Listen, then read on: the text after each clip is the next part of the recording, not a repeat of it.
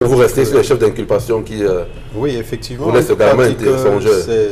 On ne peut pas dire que l'affaire Martinez-Zogo a évolué. C'est vrai que nous sommes partis là de l'enquête préliminaire à l'information judiciaire. Mais sauf que nous sommes restés sur notre faim lorsque nous avons lu ces chefs d'accusation. On parle de complicité de torture par aide pour le cas Mugubelinga, de filature, d'enlèvement et filature, torture pour le lieutenant-colonel Justin Danoué et puis le directeur de la DGRE. Donc c'est une qualification qui nous a laissé sur notre faim. Alors on ne peut pas dire que l'enquête a évolué. C'est vrai que maintenant nous sommes à une phase de l'information judiciaire. Et justement, l'émergence demandait ce qui va se passer maintenant, après les inculpations.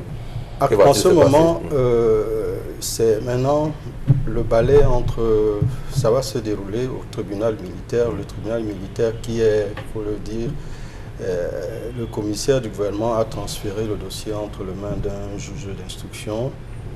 Et donc les avocats vont entrer en ligne de compte, vont entrer en jeu. Il y a le procès qui va s'ouvrir après que le juge d'instruction ait épluché tous les dossiers.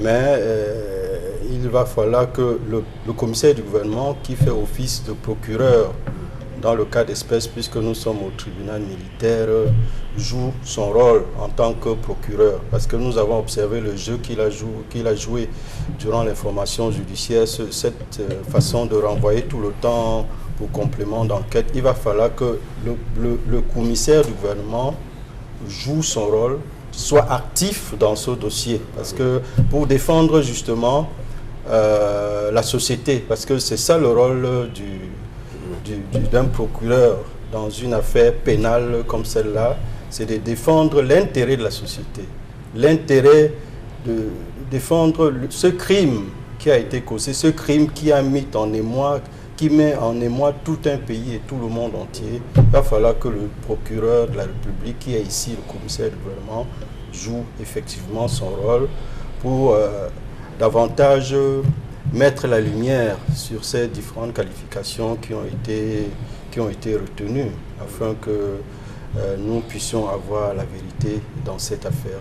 Parce que jusque-là, il faut le dire, nous restons encore sur notre faim jusqu'à ce que nous trouvions l'assassin, que l'assassin de Martinez-Zogo, du moins celui qui a organisé, le commanditaire, soit connu.